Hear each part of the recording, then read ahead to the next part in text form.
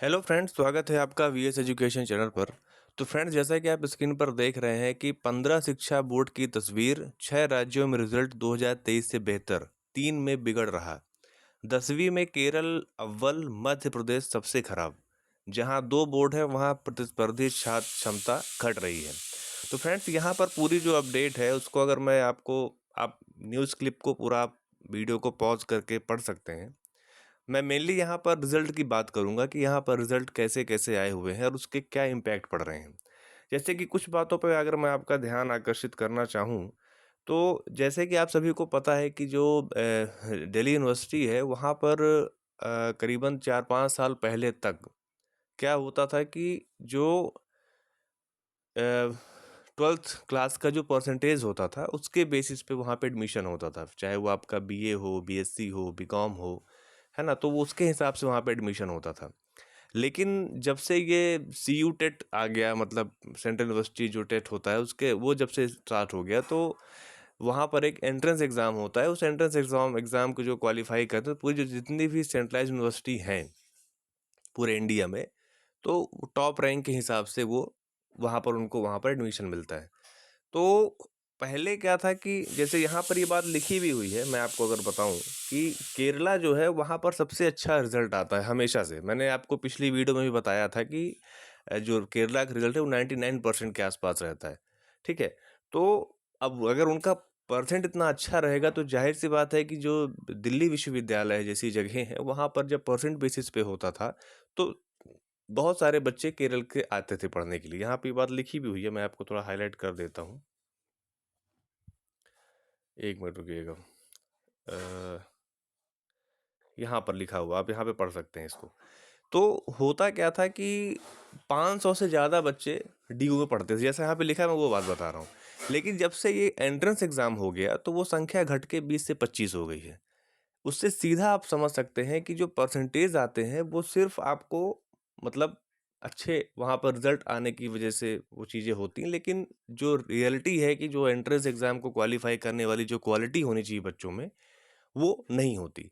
लेकिन मेरा कहने का मतलब यहाँ पर ये है कि सिर्फ रिजल्ट इस बेस पे डिपेंड नहीं करता है कि उनका बोर्ड का कैसा सिस्टम है। सबसे बड़ी प्रॉब्लम ये होती है रिजल्ट के पीछे कि अगर एमपी बोर्ड की अगर मैं बात करूँ तो यहाँ का जो एग्ज़ाम का जो पेपर का स्टैंडर्ड है वो करीबन 2-3 साल से बहुत ही अच्छा अपग्रेड किया गया है। मतलब एक सीबीएसई लेवल का, क्योंकि यहाँ पे बुक्स वगैरह भी सब सीबीएसई की एनसीईआरटी बुक्स चलने लग गई हैं। तो उस हिसाब से यहाँ पर पेपर को भी उस लेवल का अपग्रेड किया गया है। तो उससे सीधा फ़ायदा बच्चों को होता है कि वो बच्चे उस हिसाब से अपनी प्रिपरेशन कर पाते हैं और अपना एग्ज़ाम वहाँ पर में बैठते हैं, ठीक है। लेकिन अगर आपने बुक्स को हाई लेवल स्टैंडर्ड की कर दिया, आपने एग्ज़ाम पेपर भी अच्छे स्टैंडर्ड का बना दिया, लेकिन अगर आप टीचर्स ही स्टैंडर्ड के नहीं रखोगे, तो फिर वो चीज़ें उनके पल्ले पर नहीं पड़ने वाली, वो सब उनके लिए व्यर्थ हो जाएगा, उन बच्चों के लिए। तो कहने का मतलब ये है कि मैंने आपको कई बार बताया है कि जो किसी भी स्टूडेंट का जो पूरा परफॉर्मेंस होता है वो 3 बातों पे डिपेंड करता है। एक तो उनका खुद का रुचि कितना है, दूसरा हो गया उनके घर का एनवायरनमेंट, उनके पेरेंट्स का कितना, मतलब उनका एटीट्यूड क्या है बच्चों को अपनी पढ़ाई को लेकर के, और तीसरा हो गया कि टीचर्स कैसे उनको मिल रहे हैं, उनको टीचिंग एड्स कैसे मिल रहे हैं, स्कूल्स का एनवायरनमेंट कैसा है ना। तो गवर्नमेंट ने जैसे एमपी गवर्नमेंट की मैं बात करूँ तो उन्होंने एनसीईआरटी को तो लागू कर दिया, है ना। उसके हिसाब से पेपर भी डिज़ाइन कर दिया, एमपी बोर्ड के पेपर भी उस हिसाब से डिज़ाइन हो चुके हैं। लेकिन जो टीचर्स चाहिए, जो उस अब एक चीज़ और भी है, जो जो टेट का एग्ज़ाम वगैरह आजकल होता है वो भी उसी स्टैंडर्ड का होता है कि अगर आप एनसीईआरटी को फॉलो करते हैं तो फिर उसमें क्वेश्चंस उस हिसाब से आते हैं। लेकिन टीचर्स का अपॉइंटमेंट गवर्नमेंट नहीं करती है। मतलब कहने का आप समझिए कि गवर्नमेंट ने एनसीईआरटी को फॉलो कराया, ठीक है, एनसीईआरटी को फॉलो किया है, बुक्स को। फिर दूसरी चीज़ उन्होंने क्या कर दी यहाँ पे, टीचर्स का जो रिक्रूटमेंट होता है उसका एग्ज़ाम पैटर्न को भी क्या किया, एनसीईआरटी लेवल का बनाया, ठीक है। फिर दूसरी चीज़ उन्होंने क्या की कि जो एमपी बोर्ड के 12th या 10th का एग्ज़ाम होता है उसको भी एनसीईआरटी लेवल का बना दिया। सब कुछ एनसीईआरटी जैसा ही चल रहा है ताकि बच्चों को भविष्य में जब वो 12th पास करके कॉलेज के एंट्रेंस वगैरह दें, आईआईटी, नीट या फिर सेंट्रल यूनिवर्सिटीज़ का एग्ज़ाम वगैरह दें, तो उनको वहाँ पर थोड़ा सा सहूलियत हो। लेकिन जब आप सब कुछ सही से कर रहे हो, लेकिन जब वो टीचर्स जो एनसीईआरटी पैटर्न या आप कह सकते हो कि टेट क्वालिफाई किया, फिर उन्होंने चयन परीक्षा को क्वालिफाई किया, उनका अगर आप अपॉइंटमेंट नहीं करोगे तो फिर इन चीज़ों का कोई मतलब नहीं है। तो यहाँ पर सबसे बड़ा प्रॉब्लम यही है। तो आप पूरी न्यूज़ यहाँ पर आप पढ़ सकते हैं, मैं मेन इसमें जस्ट आपको बता देता हूँ कि क्या प्रॉब्लम यहाँ पर आ रही है। अगर मैं यहाँ पर देखिए, जैसे आपको पता है कि 12th लेवल पे साइंस, कॉमर्स और आर्ट्स 3 स्ट्रीम्स होती हैं। तो साइंस में एमपी सबसे नीचे आता है, ये देखिए यहाँ पर सबसे नीचे एमपी आ रहा है। ठीक है, 40% रिजल्ट रहा है इस बार का। मतलब जितने भी राज्यों से इसका कंपैरिजन किया उसमें सबसे नीचे आ रहा है। आर्ट्स में तो कहीं दिख ही नहीं रहा है एमपी, ठीक है। और कॉमर्स में अगर हम देखें तो यहाँ पर ये लास्ट के 3rd नंबर पे आ रहा है, ठीक है। तो इसका सबसे बड़ा रीज़न ये है कि हमने डिज़ाइन किया एनसीईआरटी को, हमने पेपर पैटर्न जो 12th 10th के होते हैं उसको एनसीईआरटी लेवल का हमने डिज़ाइन किया। टेट एग्ज़ाम लिया, चयन परीक्षा ली, वो भी एनसीईआरटी पैटर्न या कह सकते हो कि उससे भी अच्छे स्टैंडर्ड का हमने लिया। लेकिन हम रिक्रूटमेंट नहीं करते।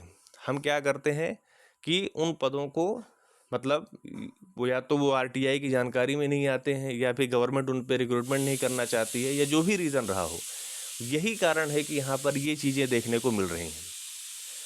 तो ये सबसे बड़ी चीज़ यहाँ पे लिखी है कि प्रतिस्पर्धा क्षमता घट रही है।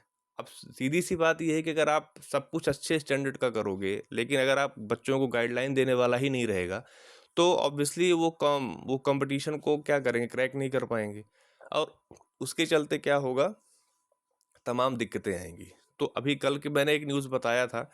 अब यहाँ पर जैसे एक चीज़ और है कि 10th बोर्ड के जो टॉप 10 राज्य आप देखिए, इस न्यूज़ को भी अगर आप देखेंगे तो टॉप 10 में पहला नंबर तेलंगाना है, फिर केरल है, फिर सीबीएसई है, फिर हिमाचल, कर्नाटक है। 12th का अगर हम देखते हैं टॉप 5 की अगर हम बात करें, तो 12th में तेलंगाना, केरल, कर्नाटक, पंजाब, आंध्रा, यहाँ कहीं एमपी का नाम नहीं है। तो उसका रीज़न यही है कि जो रूट लेवल पे काम होना चाहिए वो नहीं हो पा रहा है। ठीक है फ्रेंड्स, कल की मैंने एक वीडियो बनाई थी इसमें कि डीपीआई ने पदों की जानकारी मंगाई है वर्ग 1 की विषय पर। तो चीज़ें हो रही हैं कुछ सकारात्मक, लेकिन इतने से काम नहीं चलेगा, क्योंकि अभी चुनाव भी सब खत्म हो जाएंगे, 5 साल बाद ही अब सरकार को गरज पड़ने वाली है जनता की। तो उस हिसाब से आप चीज़ों को समझिए और उस हिसाब से अपने कार्यों को कीजिए, क्योंकि अगर ये चीज़ें अभी नहीं होंगी तो फिर मान के चलिए कि फिर बड़ा मुश्किल हो जाएगा, क्योंकि जैसे ही चीज़ें रिक्रूटमेंट वगैरह प्रोसेस स्टार्ट हो जाएगी तो फिर वो, मतलब एक प्रोजेक्ट ढर्रा अगर चालू हो गया ना तो फिर उसमें कुछ बैक नहीं हो सकता फिर वो चीज़ें। तो उस हिसाब से चीज़ें हैं। अब ये देखने की बात होगी कि अगर गवर्नमेंट, अब देखिए अगर रिक्रूटमेंट होता भी है तो ये रिजल्ट रियलिटी में आने में फिर भी 1.5 साल का समय लग जाएगा, क्योंकि रिक्रूटमेंट ऐसा तो है नहीं कि जुलाई के पहले दिन से रिक्रूटमेंट हो जाएगा। प्रोसेस है, स्टार्ट होगी, फिर ज्वाइनिंग होगी, फिर चीज़ें होंगी। तो मतलब आप ये समझ सकते हैं कि अगर ऐसे ही चलता रहा तो नेक्स्ट ईयर भी हो सकता है रिजल्ट अच्छा ना आए। लेकिन हाँ, ये है कि अगर वो चीज़ें की जाएंगी, अच्छे टीचर्स को अपॉइंट किया जाएगा, तो फिर रिजल्ट अच्छा आएगा, ऐसा उसमें कोई दो राय नहीं है। तो ठीक है फ्रेंड्स, आप इस पूरी क्लिप को आप पढ़ सकते हैं आराम से। मैंने पूरा इसलिए नहीं पढ़ा क्योंकि इससे बहुत टाइम लगेगा, मेन चीज़ें मैंने आपको बता दी है। और एमपी में पद वृद्धि बहुत ज़रूरी है, तभी ये चीज़ें वहाँ पर पॉसिबल हो पाएंगी। तो ठीक है फ्रेंड्स, अगर आपको वीडियो अच्छा लगा हो तो आप उसे लाइक कीजिए, अपने फ्रेंड सर्कल में शेयर कीजिए, और चैनल पर अगर पहली बार आए तो प्लीज़ आप चैनल को सब्सक्राइब कर लीजिए। Thank you.